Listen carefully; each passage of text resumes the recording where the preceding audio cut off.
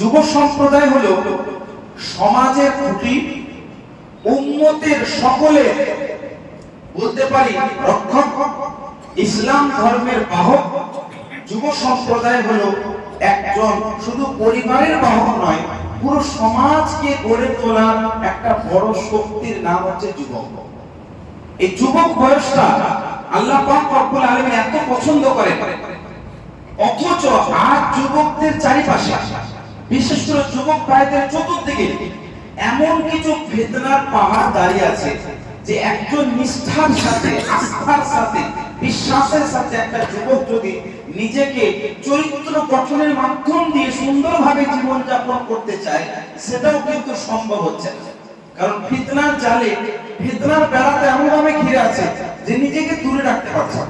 তো আজকে আমি আলোচ্য বিষয় রেখেছি যে একজন যুবক নিষ্ঠার সাথে, ভালোবাসার সাথে, আস্থার সাথে, বিশ্বাসের সাথে মহান চরিত্র গঠনের মাধ্যমে কিভাবে জীবন যাপন করবে এবং এই সমস্ত ফিতনা থেকে নিজেকে কিভাবে দূরে রাখবে, তার কিছু তাবিজ বলতে পারে, তার কিছু উপায়, তার কিছু এমন নিয়ম নীতি আমি আজকে উপস্থাপন করব। आज तमाम पूरी कायनात में खास तौर से नौजवान से मैं गुजारिश करता हूँ कि आज की जो पूरी गुफ्तगू है बगौर समाप्त करे, क्योंकि ये पूरी गुफ्तगू में एक नौजवान अगर पूरी तरह समाप्त कर लेता है और अपनी जिंदगी में अप्लाई करता है तो इंशाअल्लाह वो कभी भी नहीं भटकेगा, गुमराह नहीं होगा और सही दीन पर वो कायम रहेगा। अल्लाह पाक पवित्र ग्रंथ, महान पवित्र कलाम अल्लाह पाक के कुरान কালামে মাজিদের সূরা কাহফ একটি সূরা, যে সূরাটি 13 নম্বর আয়াতের মধ্যে মহান আল্লাহ পাক বলেন, ইন্নাহুম ফিতয়াতুন আমানু বিরাব্বিহিম ওয়া জিদনাহুম হুদা। আল্লাহ পাক বলেন তারা কিছু যুবক সম্প্রদায়, যারা শক্তিশালী যুবক, যারা নিজের প্রতিপালকের উপরে ঈমান এনেছিল, আমি আল্লাহ তাদের হিদায়াতটাকে আরো বাড়িয়ে দিয়েছিলাম। এই যে আয়াতটা নির্দিষ্ট সময়ে জন্য নাজিল হয়েছে, নির্দিষ্ট ব্যক্তিদের কথা বলার জন্য নাজিল হয়েছে, কিন্তু হুকুমটা কিয়ামত পর্যন্ত আসা সমস্ত নওজওয়ানদের জন্য। বনি ইসরাইলের জামানায় একটা জালেম বাদশার আবির্ভাব ঘটে, যে সময়ে 7 জন আল্লাহওয়ালা, আল্লাহর ওলি, নওজওয়ান যুবক অবস্থায় তারা আল্লাহর উপরে ঈমান এনেছিল, যাকে আসহাবে কাহফ বলা হয়। কি বলা হয়? আসহাবে কাহফ।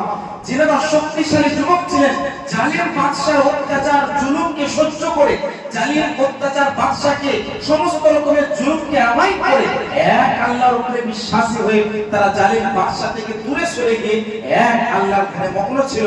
আর 309 বছর পর্যন্ত একটি গুহার মধ্যে আল্লাহ পাক তাদেরকে নিদ্রায় রেখে দিয়েছে। এই নওজওয়ান কি ঈমান কি আল্লাহ ने हिफाजत फरमाई।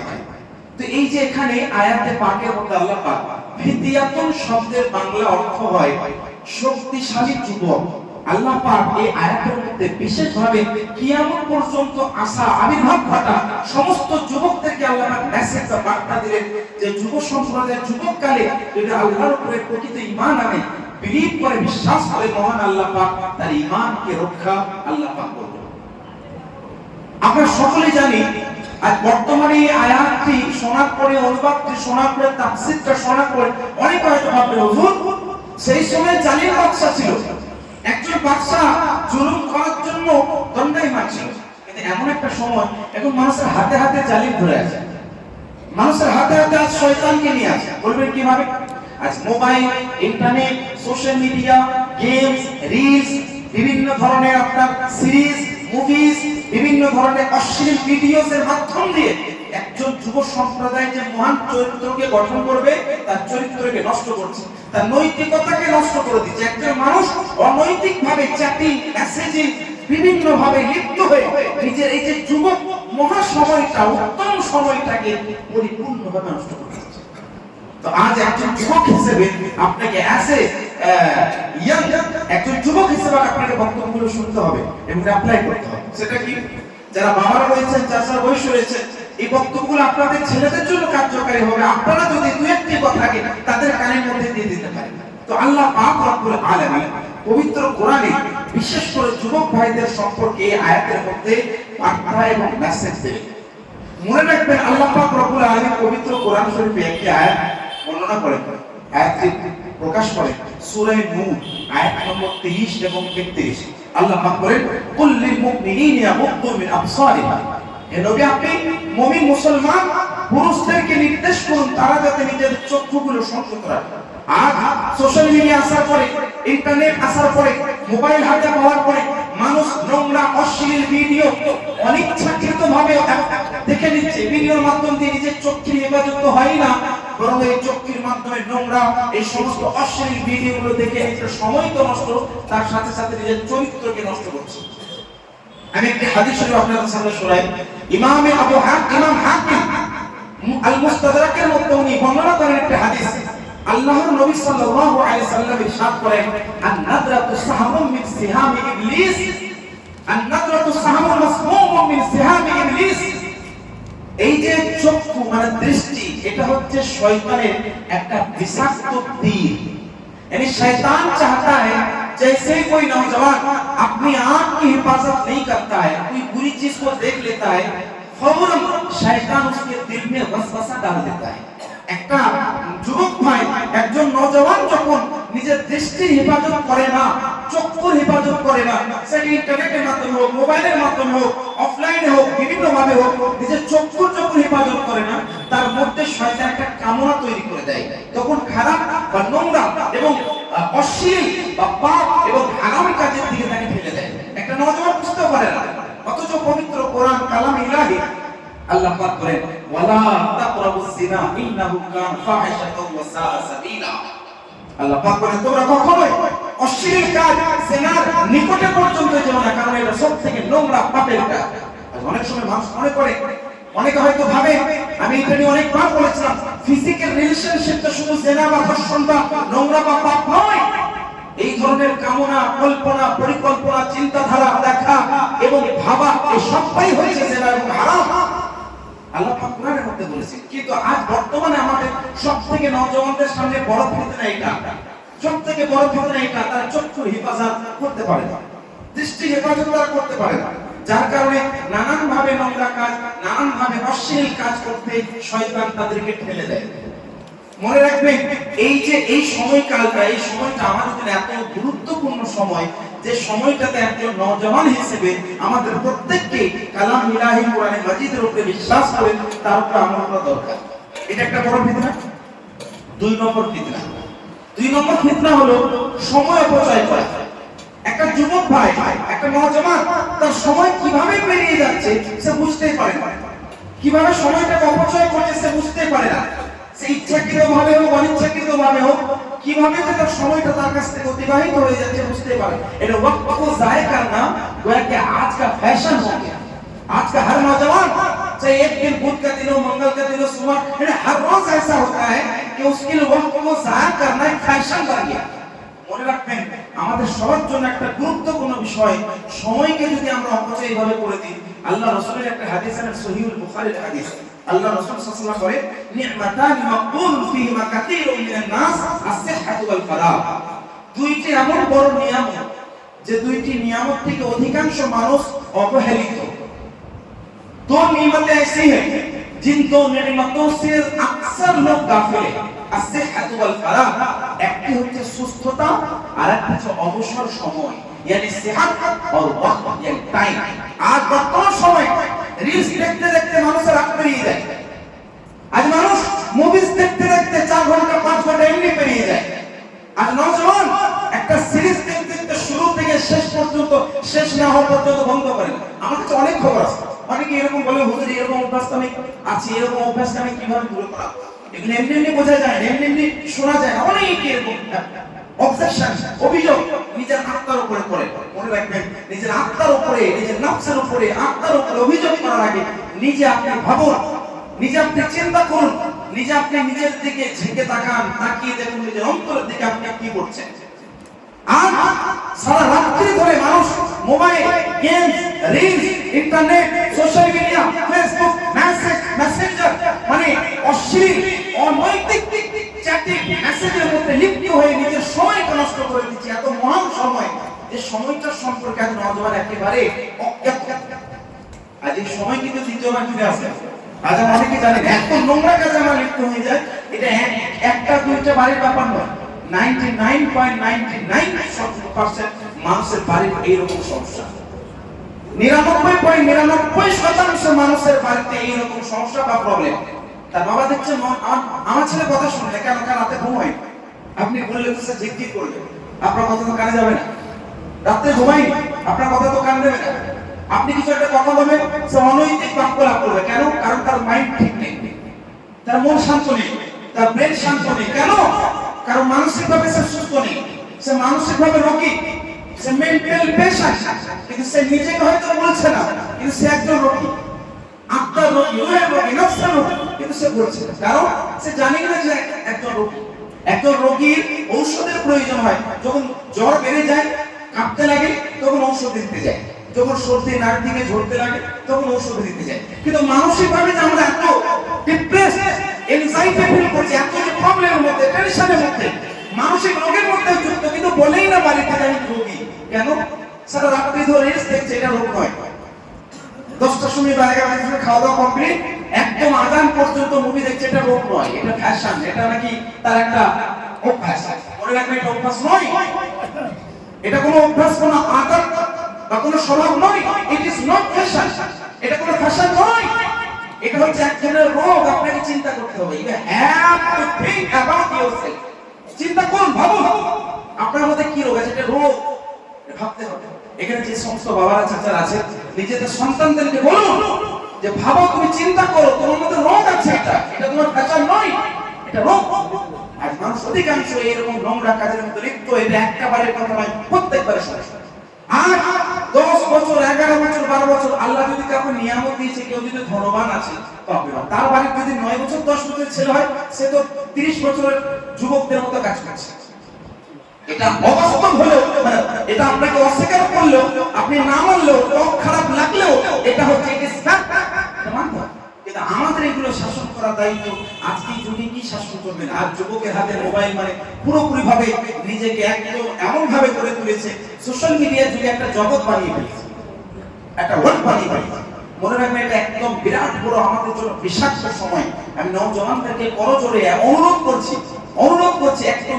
একটু আপনি চিন্তাধারা করুন, একটু নিজেকে একটু মানসিকভাবে সুস্থ রেখে এই বক্তব্যগুলো শুনে নিজের জীবনে অ্যাপ্লাই করেন। আজ আমরা এইভাবে সময় কিন্তু নষ্ট করে দিই। অথচ মাওলানা আলী রাদিয়াল্লাহু আনহু, শেখ খুদা হায়দার কাররা ফাতে খায়বার বলেন, আল ওয়াক্তু সাইফ ইন তাক্তাকাতা। এর মানে হচ্ছে you have to maintain your time. নিজের সময়কে আপনি কাটুন। সময়কে কাটুন মানে সময়কে আপনি নিজের কাজে লাগান। যদি সময়কে আপনি কাজে না লাগান, সময় হচ্ছে একটা তলোয়ারি, সময়কে আপনি কাজে না লাগালে সময় আপনাকে কেটে ফেলবে। আর এটা হচ্ছে মানুষ সময় কেমন ভাবে নষ্ট করে দিচ্ছে। মোবাইল, গেমস, রিলস, ইন্টারনেটের মাধ্যমে নিজেকে এত যুক্ত করে রাখছে, নিজের ব্যক্তিগত জীবন, দাম্পত্য জীবন, পারিবারিক জীবন, দুনিয়াবী জীবন পুরোপুরি নষ্ট। আজ এইরকম শুধুমাত্র নওজওয়ান ভাইদের নয়, আর যুবতী মহিলা, আমাদের বোনদের সমস্যা, বোনদের প্রবলেম একই। এগুলো আমাদের মাথায় রাখতে হবে। সময়কে এভাবে আমরা অপচয় করে দিচ্ছি। আল্লাহ রাসূল সাল্লাল্লাহু তাআলা আলাইহি সাল্লামের হাদিসে একজন নওজওয়ান যখন আল্লাহর ইবাদত করে, মহান আল্লাহ পাক বেশি রাজি হয়। কারণ নওজওয়ান অবস্থায়, যুবক অবস্থায় একজনের ইবাদত পারফেক্ট হয়, 100% হয়। কেন? সঠিকভাবে রুকুতে যেতে পারে, সঠিকভাবে দাঁড়াতে পারে, সঠিকভাবে সাজদা করতে পারে, সঠিকভাবে বসতে পারে, সঠিকভাবে দোয়া করতে পারে, সঠিকভাবে উচ্চারণ করতে পারে। মোট কথা বলতে পারি যে একদম পারফেক্ট ইবাদত একজন যুবক অবস্থায়, যুবক বয়সে একজন মানুষ করতে পারে। কিন্তু আমাদের পরিস্থিতি একেবারে এর বিপরীত, যে একজন নওজওয়ান অবস্থা কি করলো না করলো, একদম শেষ বয়সে এক পা কবরে, এক পা জমিনে বসে চলে যায় মসজিদে। आज एरकम दशा अवस्था तमाम नौजवान को सुनना होगा। ये तुम्हारे घूमने फिरने, तफरीह करने, एंजॉय करने का दिन नहीं है, बल्कि अपने आप को सुधारने, कौम को सुधारने, समाज को सुधारने, अपने आप को सुधारने का वक्त है। You have to change yourself, your community, your family. এটা আমাদের কর্তব্য। কিন্তু আজকে দেখেন কিছু হচ্ছে অমুক সরকার ইসলামের বিরুদ্ধে আইন পাস করলো, অমুক বিষয়ে পার্লামেন্টে আজকে আমাদের ইসলাম ধর্মের উপরে এই হলো। একটা রিলস দেখলাম, ভিডিও দেখলাম, শেয়ার করে দিলাম, একটা কমেন্ট করে দিলাম। কি কমেন্ট করে দিলাম? It is not fair, it is not fair, it is not fair. নানান ভাবে এরকম কমেন্ট আমরা করে দিলাম। এটা ঠিক নয়, এটা উচিত নয়, এটা হচ্ছে it is illegal, it is not legal, নানান ভাবে নিজের বাক্য দিয়ে আমরা কমেন্টারি শেয়ার করে দিলাম, বাস বিরাট বড় আমরা কাজ করে দিলাম।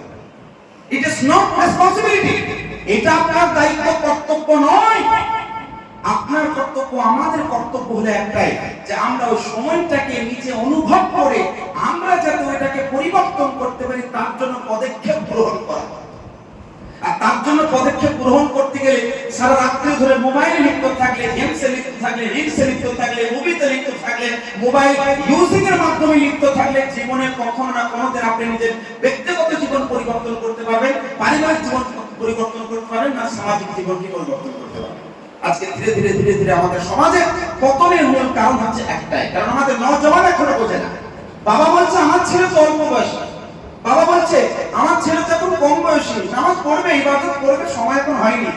আর ছেলে বলছে বাবা তো নামাজ পড়ছে, আমি তো এখন ছোট, আমার বয়স হয়নি। মনে রাখবে আল্লাহ পাক রব্বুল আলামিন আপনাকে কি বলেছেন।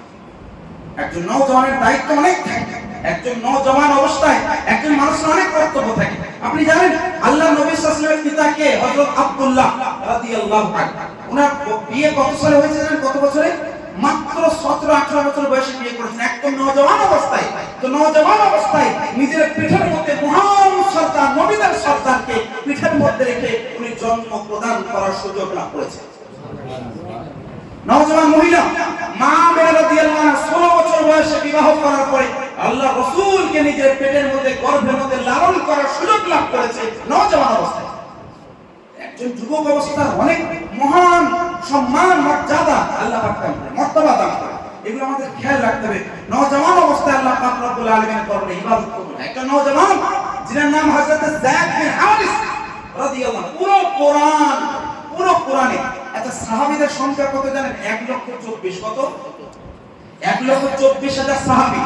সবথেকে বড় দুইজন সাহাবী, 4 জন সাহাবী, তার মধ্যে 2 জন সাহাবী হযরত আবু বকর সিদ্দিক, ওমর ফারুক।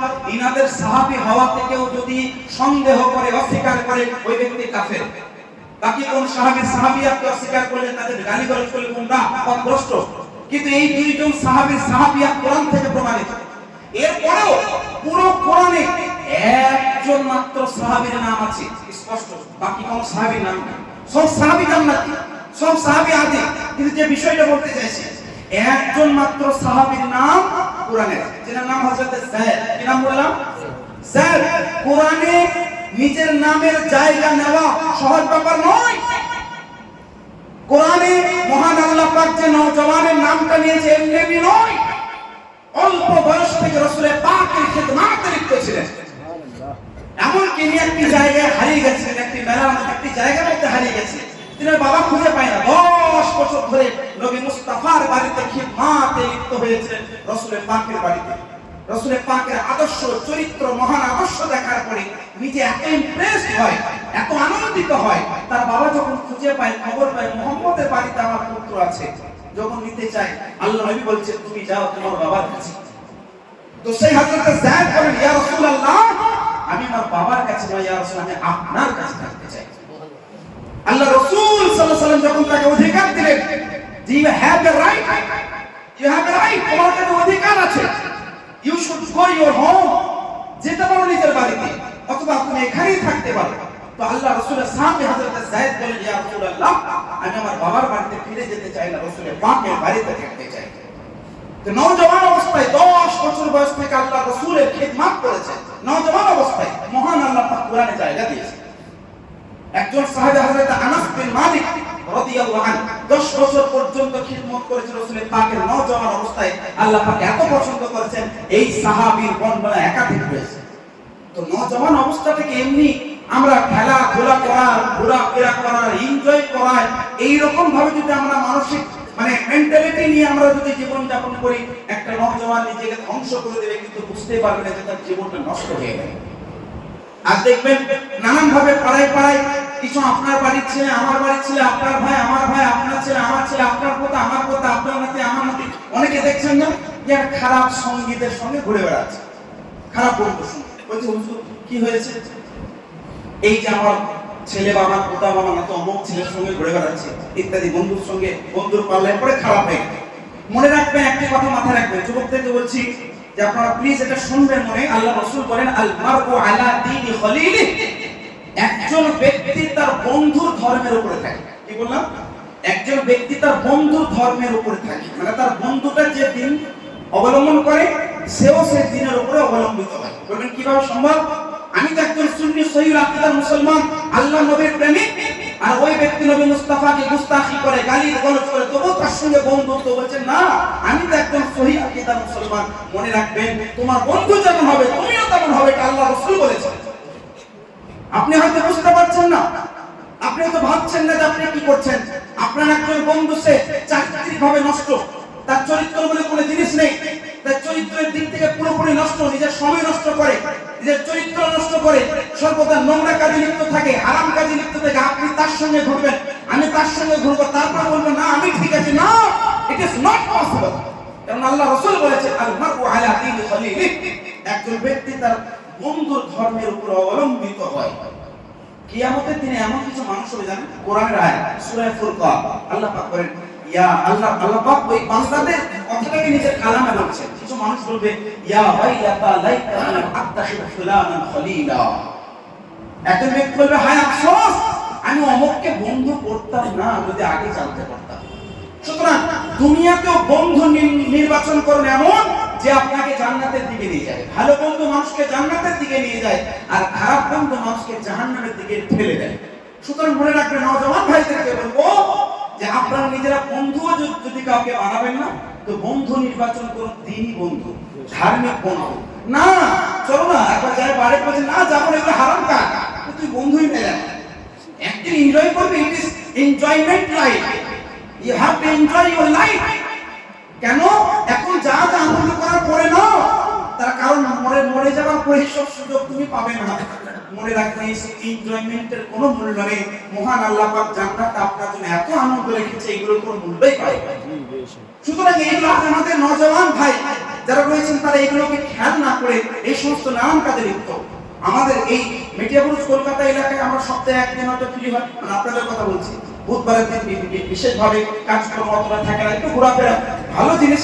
একদিন সপ্তাহে একটু ফ্রি নিজেকে রাখা, ইবাদতের মধ্য দিয়ে লিপ্ত রাখা, হয়তো পারিবারিক জীবনে সময় দেওয়া, বা নিজের হয়তো দেখা গেল ছেলে নিজের পরিবারকে কিছুটা সময় দেওয়া, বাচ্চা যারা রয়েছে তারা একটু ঘোরাফেরা করবে, ইবাদতের মাধ্যম দিয়ে হোক, জায়েজ পদ্ধতিতে হোক, এটা ভালো জিনিস। কিন্তু আজ কি হচ্ছে না, পুরো সপ্তাহে কাজকর্মে লিপ্ত থাকে, ওটা ইবাদত। কারণ সংসারের জন্য কাজকর্ম করা এটা ইবাদতের কাজ, গুনাহের নয়।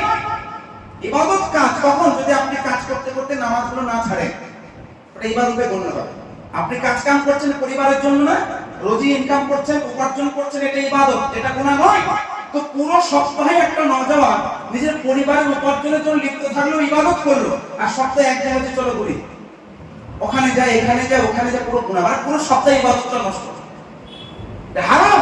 সুতরাং মনে রাখবেন, ভালোভাবে নিজেকে নির্বাচন করুন, বন্ধুকে ভালো নির্বাচন করুন, এটা হচ্ছে আল্লাহ রাসূল সাল্লাল্লাহু আলাইহি সাল্লামের দাবি। সুতরাং মনে রাখতে হবে আমাদেরকে যে আমাদের এই নওজওয়ান বয়সে যুবককালে আমাদের ইবাদতটা আল্লাহ পাক কতটা কবুল এবং পছন্দ করেন, দুই একটি উদাহরণ আমি আপনাদেরকে দিই।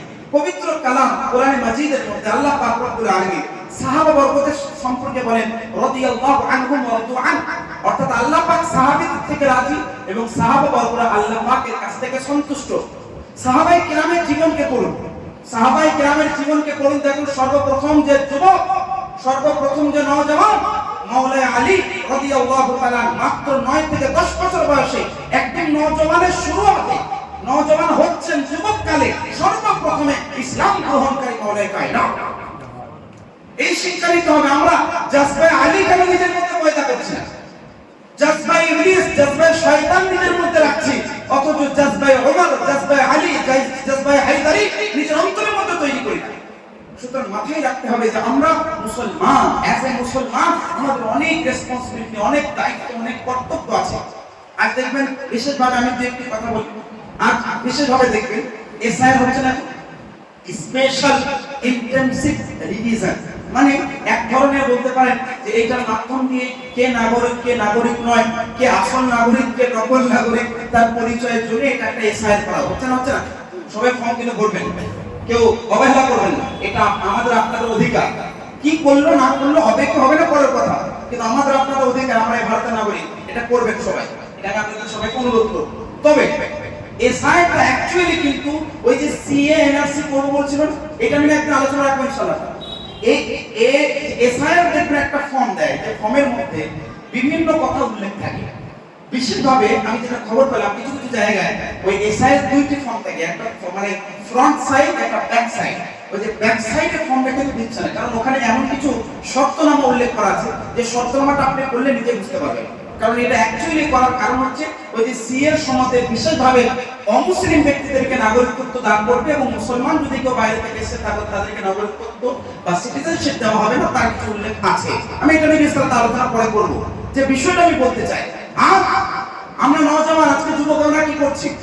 আজকে আমরা এই নানান এই সমস্ত অশ্লীল কাজে লিপ্ত, আর এইদিকে অন্য ধর্মের মানুষেরা, অন্য ব্যক্তিরা পরিকল্পিতভাবে মুসলমানের উপর হামলা করার জন্য, আমাদেরকে নাগরিকত্ব থেকে দূরে রাখার অপচেষ্টা চালানোর জন্য কামিয়াব হওয়ার চেষ্টা করছে। আর আমরা যত পারছি পতনের দিকে, যত পারছি নিচের দিকে, তলের দিকে ধসে যাওয়ার তত চেষ্টা করছি। ये कैसा जमाना आ गया कि हम बर्बादी के कगार पर हैं, फिर भी बर्बाद होने के लिए तैयार है, और कोई दूसरा हमें बर्बाद करने के लिए हमेशा तैयार खड़ा है, लेकिन हमें होश और हवास से। আল্লাহ রাসূল সাল্লাল্লাহু আলাইহি ওয়াসাল্লাম একটা হাদিস মাথায় রাখবেন, মুসনাদে ইমাম আহমদ বিন হাম্বল একটা হাদিসের কিতাব, এখানে একটা হাদিস আছে। আল্লাহ রাসূল বলেন, আল কাবিদু আলা দীনিহি কাল কাবিদ আলা জামর।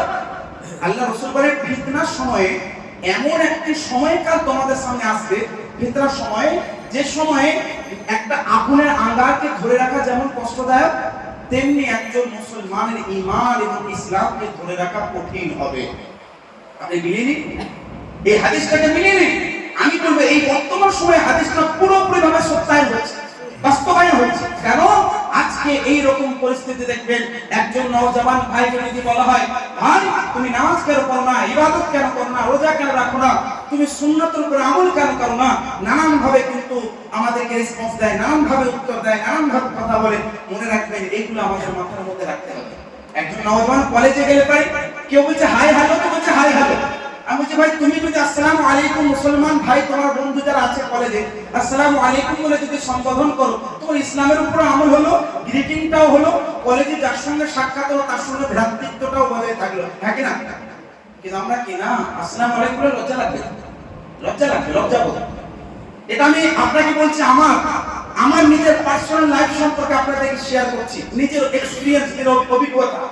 আলহামদুলিল্লাহ, আমি এখন পর্যন্ত গ্র্যাজুয়েশন থেকে নিয়ে, মাস্টার্স থেকে নিয়ে, বিএড থেকে নিয়ে নানান কোর্স আলহামদুলিল্লাহ আল্লাহর রহমত আমি করেছি। তবে আমি আমার নিজের অভিজ্ঞতা দিয়ে বলছি আপনাকে, একজন যুবক ভাই মুসলমান যখন আমাদের সঙ্গে সাক্ষাৎ করে আসসালামু আলাইকুম বলে নিজের মুসলমান দাবি করা, পরিচয় দেওয়াটাকে লজ্জাবোধ করে।